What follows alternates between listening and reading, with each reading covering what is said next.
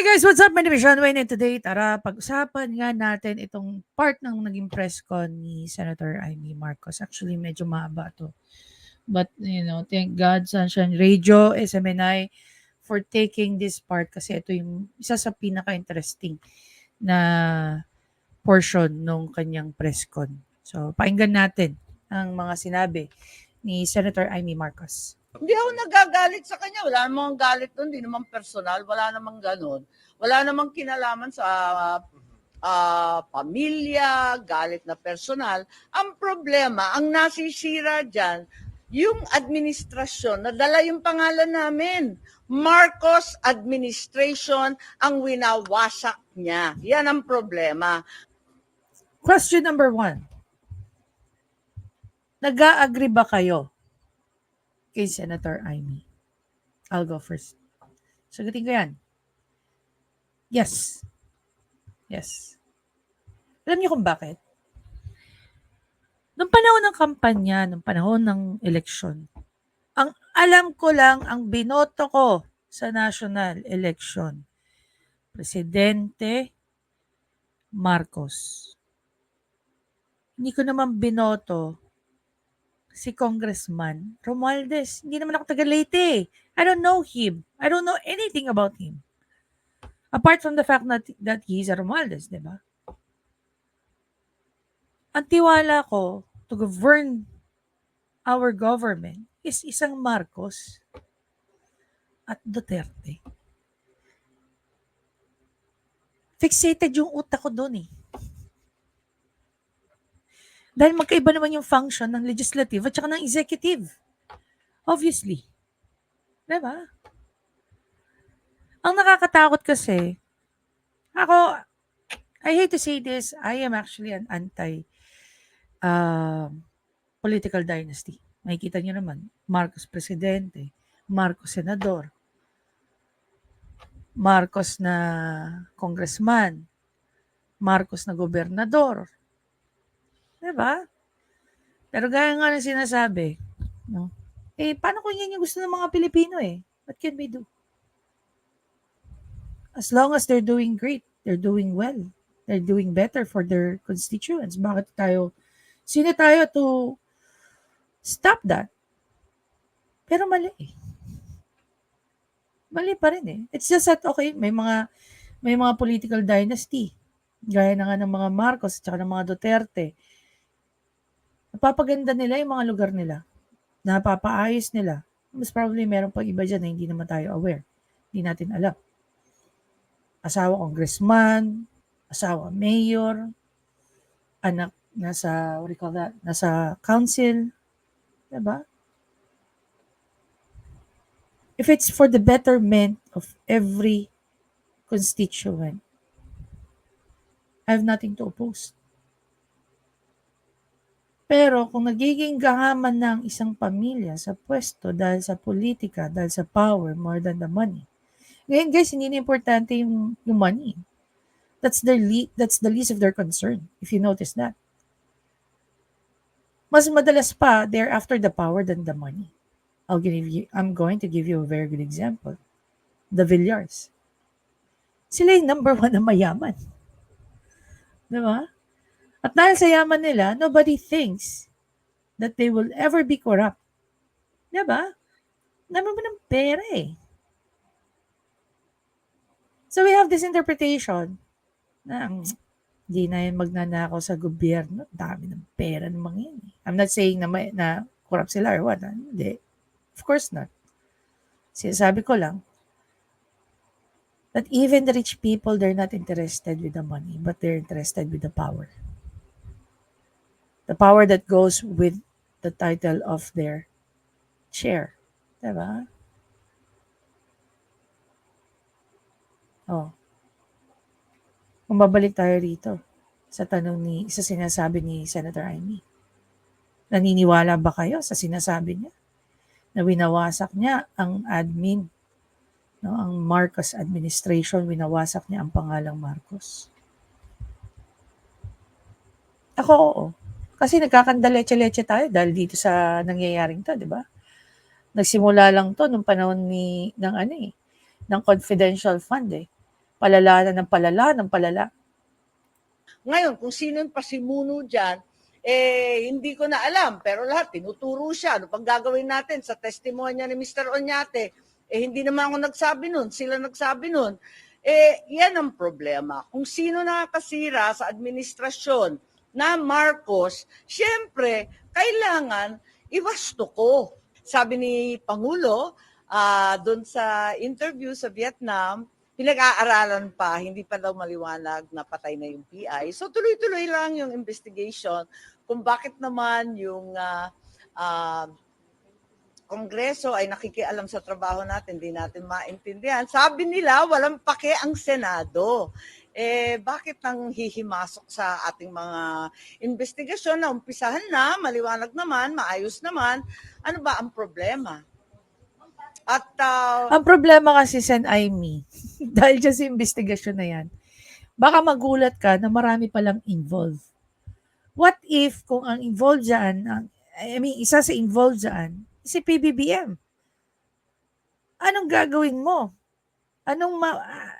Para sa akin, it will gonna be very hard for her. No? Ano ang mangingibabaw? Dugo or obligasyon sa bayan, di ba? Kung maayos naman ang trabaho, wala naman na kinukuble, bakit ililihim pa? Ano bang problema doon? Di ba normally pag may nililihim, merong hidden agenda. Tama ba? Ano best example natin dyan?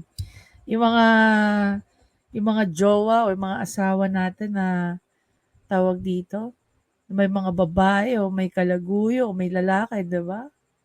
May other phone. Para nga namang hindi mabisto. At nakakatawa nga yung ceasefire, di ba, kahapon. Natawa nga ako eh. Tuloy-tuloy pa yung hearing, may sagot na, natigilin na daw. At ceasefire na raw. Wala raw bastusan. Nang walang pake ang Senado. So, okay, ito tanong. Sinong una ng bastos? 'Di ba? So, obviously, si Senator Amy, she's just giving back the favor. Kaya nga na sinabi niya, pakinggan natin. Sinabi niya ulit yan dito eh. Nako, nung inugali ko, ang ugali nila, iiyak pala. Parang naririnig ko sa boses. Parang naririnig ko si Direk Daryl sa kanya.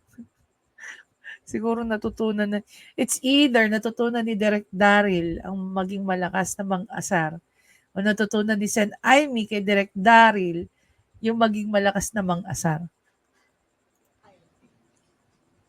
Wala namang firing, hindi kami nagpo-fire. Sila ang naglabas ng form na hindi kasali yung Senado. Naliwanagan naman tayo ng todo-todo kahapon. Narinig naman natin ang magigiting na Justices Ascuna at saka si Justice Carpio. Ang liwaliwanag, bicameral ang lahat ng istruktura ng ating pamahalaan, ang liwaliwanag, magpapalit ka lang ng pangalan ng kalsada, may BICAM meeting. Ito pa, ang puso't kaluluwa ng ating bansa, ang ating saligang batas, ang konstitusyon, papaltan na hindi kasama ang Senado, walang kamuang-muang ang mga taong pumirma, higit sa lahat, susuhulan pa ang mga ayaw pumirma. Tama ba yun?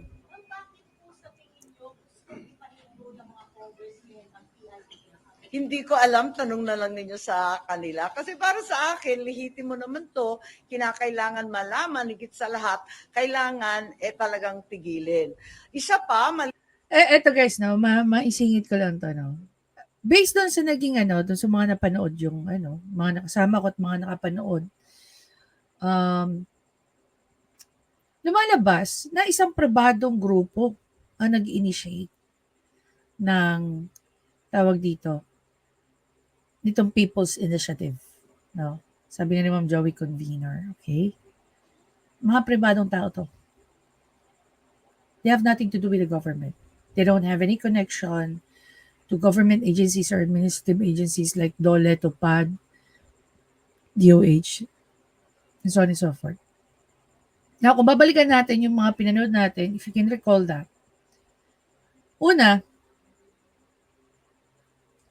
if itong si Spokes Tambi, tumutulong lang administrative or advisory or consultative, paano nagkaroon ng koneksyon itong mga private individuals or private groups na to who's taking the initiative for the People's Initiative ng mga pangako tungkol sa ayuda?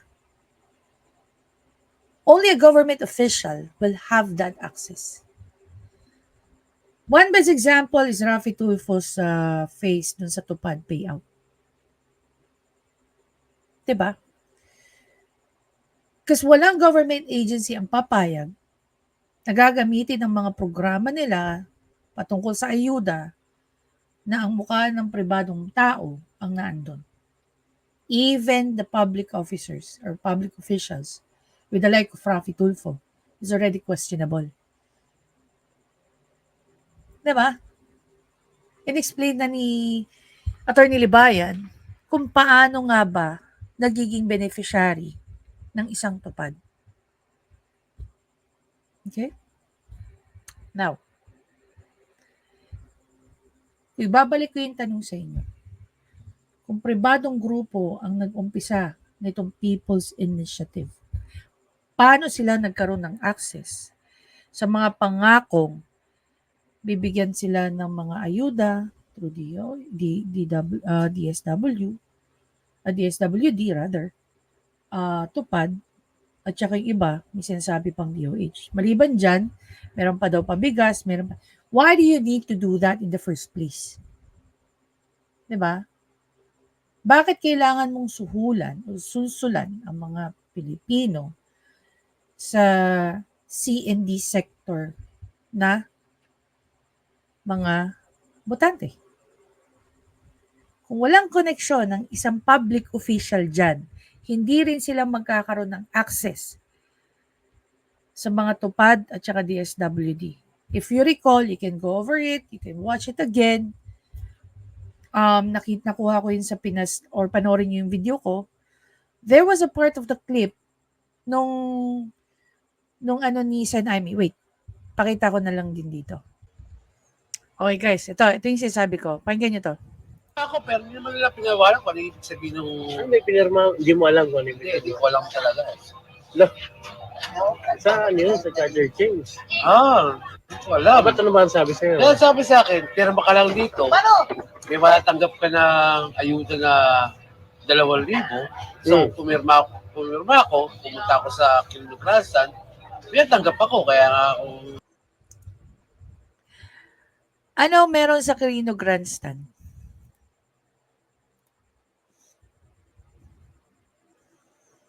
PBBM leads Bagong Pilipinas Kick-Off Rally in Manila.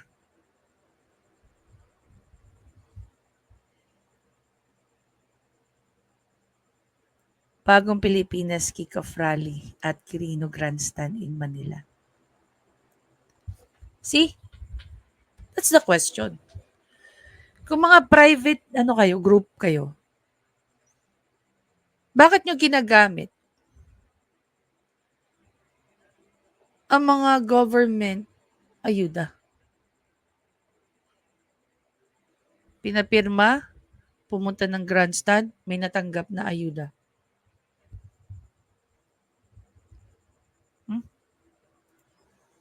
Diba?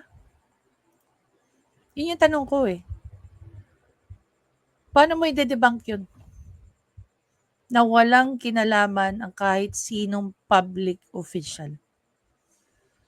Kung gagamitin mo ang ayuda ng gobyerno para lang ma-persuade mo itong mga kawawa nating mga kababayan tungkol dyan sa PI. Maliban pa sa sinabi ng ating Pangulo doon sa Vietnam, maliwanag doon sa sinabi ng COMELEC ni Chairman Garcia na itong mga pirma valid pa rin. Walang expiry date. So ibig sabihin, pag dinesisyon nila na sa 2025, halimbawa kung may napanahon na, pwede na naman gamitin yung mga pirmang na likom at pinagbayaran.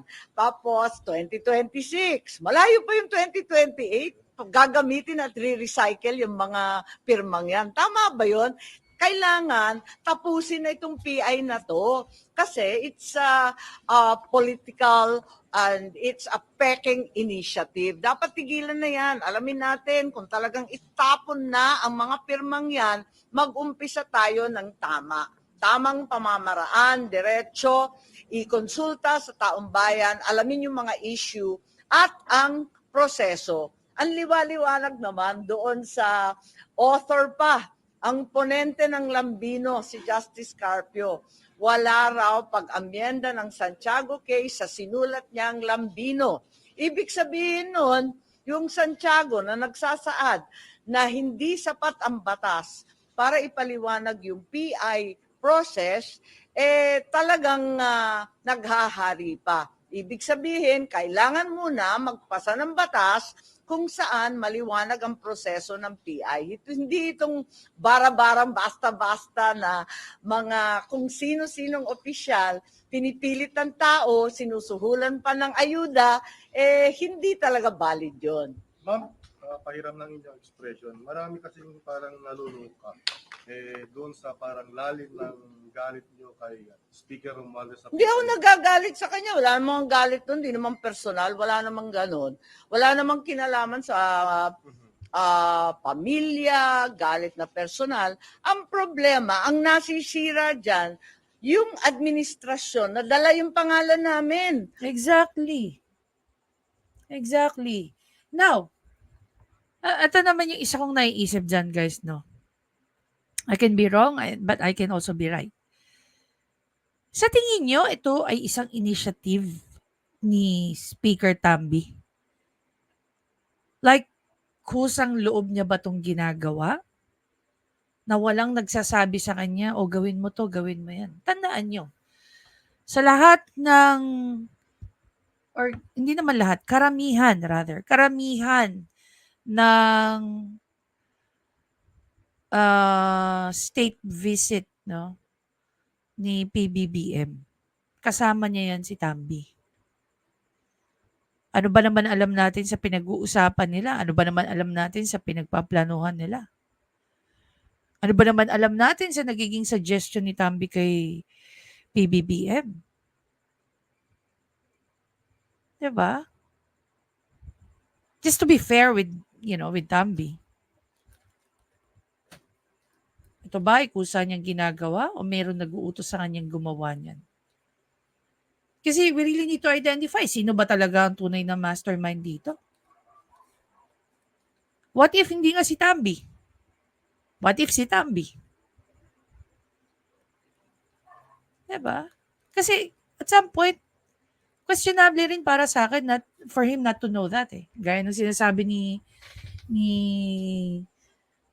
Senator Amirito. May mga bagay na kailangan mong gawin before you even indulge sa PI na yan. And definitely, lahat ng kapalpakan na to, it will gonna be, syempre, dadamay ito, magiging makakaladkad dito ang Marcos administration. Hindi man si PBBM as of today na hindi na, okay. Isipin natin that he's very much, unaware or inosente dito sa pag-i-initiate ng acts na to. Pero napuput to sa record niya eh. Kaya tama lang din ang sinasabi rito ni Senator Amy. Hindi naman siya nawawasak dito yung pangalan ng Marcos eh. Marcos administration ang winawasak niya. Yan ang problema. Ngayon, kung sino yung pasimuno dyan, hindi ko na alam. Pero lahat, tinuturo siya. Ano pang gagawin natin sa testimonya ni Mr. Oñate?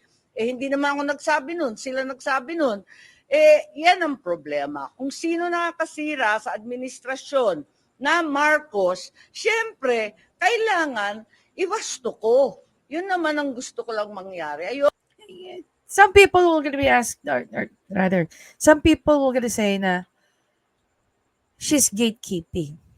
Tama lang naman yun eh. Diba?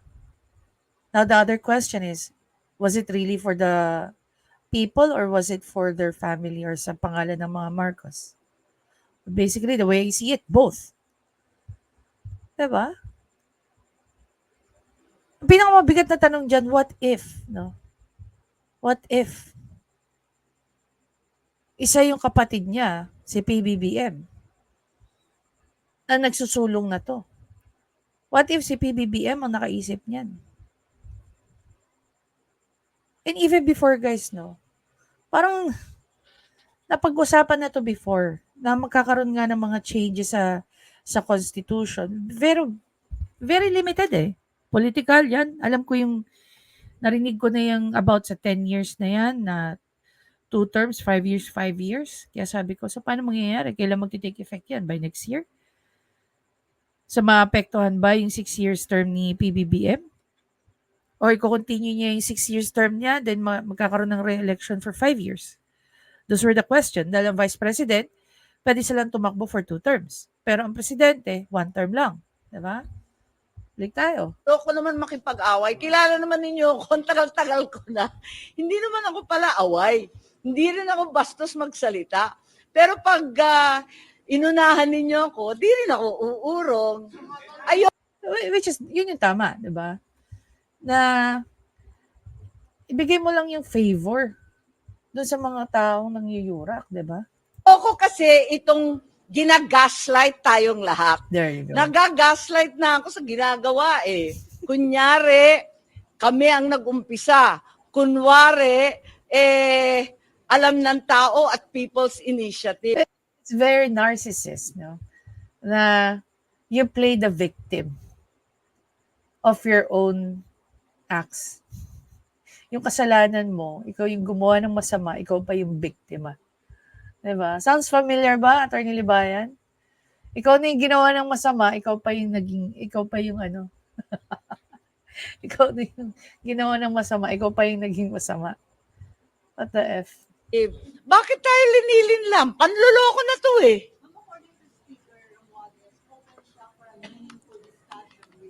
Tapusin muna yung PI. Otherwise, it has no meaning whatsoever. Yes. Palagay ko, I mean, I think there's a great waste of political capital which arguably can never be recovered again. Bakit? Para ke? Para kanino?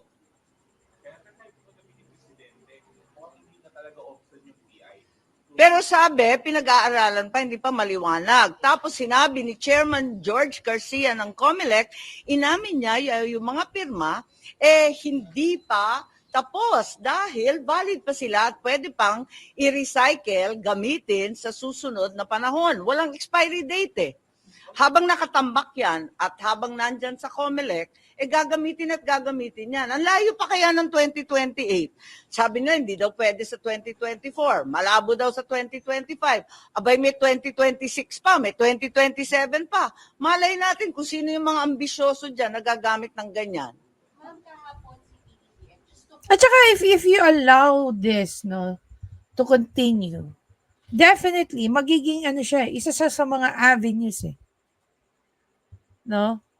Na, okay lang yan. Nakalusot nga kami, di ba? Hindi nga kami napigilan eh. So imagine niyo how many times they're going to use this fake initiative, no? Peking initiative.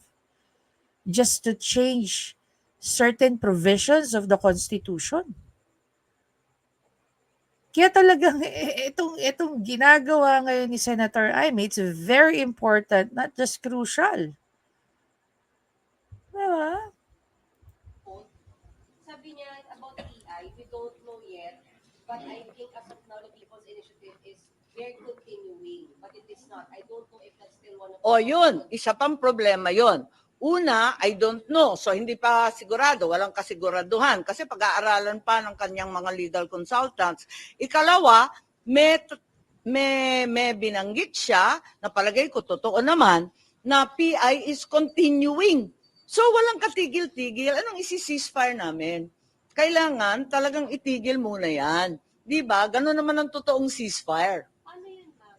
Do you need to encourage him more to really, kasi parang kahit si Pangulo, hindi siya sure kung tapos na yung PI, ma'am. Ano pong dapat gawin ng Senator? Well, yun nga, ang mauuna dyan talaga yung COMELEC. Dapat liwanagin nila anong gagawin sa mga pirma na pinasa. Kasi kahapon, walang kaliwanagan. Talagang inamin na pwede pang gamitin yan sa mga susunod na PI. Pwede pang i-recycle yan sa bagong inisyatibo. So, hindi pa siya patay. Hindi pa siya linibing, ika nga. Kahit na may admission na po si Mr. Oñate na talagang may kinalaman yung mga politiko doon sa pagpupunta. Wala, hindi pa sigurado, 'di ba? Kasi manggagaling sa COMELEC 'yan kung anong gagawin. Kaya kami, ayoko nang mauwi sa patutsadahan. Nakakatawa nga, hindi pa tapos yung hearing, may statement na sila lahat, may presko na. Hindi naman ako Ano to? Obvious na guilty or what? I don't know. Kasi normally, pagka bigla kang sumasagot, you're good as guilty na siguro yung mga ganyan. Why do you have to defend yourself? Nag-uumpisa pa lang, di ba? Nasabi tuloy ni Senator Amy. nakikipag-away sa mga congressman. Natatawa nga ako kasi di pa kami tapos andyan na banat na ng banat Siyempre, eto lang yung nakikita ko dyan, guys, no? Bakit nila dinidepensa ang sarili niya? Sa pagkakaalam ko, inibitahan niya mga yan, hindi nagpuntahan. Diba? Inibitahan, hindi nagpuntahan. Ang nakakatawa pa, sila pa to yung maingay eventually. Sana kung nagpunta kayo, hindi kayo nagpapapress con para lang i-explain yung sarili nyo. Ayaw nyo lang na matanong kayo at hindi nyo alam paano sasagutin. Gaya ng nangyari sa grupo ng pirma at saka ni Mr. Oñate. Sana pumunta kayo para masaya. At nagkakamot nga ako ng ulo. Sabi ko, nakakatawa kayo wala namang binanggit na pangalan Bakit lahat kayo naglulundagan sumasagot? Ganyan ka lang siguro kagaling talaga, Senator Amy. Kaya mong buhusan ng alcohol. Ano ba yung binubuhos sa earthworm? Asin yata. Lagyan mo ng, budburan mo ng asin ng earthworm tapos nagsasayaw-sayaw. Nabudburan siguro ng asin ni Senator Amy kaya kanya-kanya silang reaction, di ba? Kaya, ewan ko, baka may feeling demonyo dyan, may feeling No, Senator Amy, I think, meron kang na-press na buttons. Kaya sila nagkakaganyan. kapalmok, ewan ko. Natawa naman ako.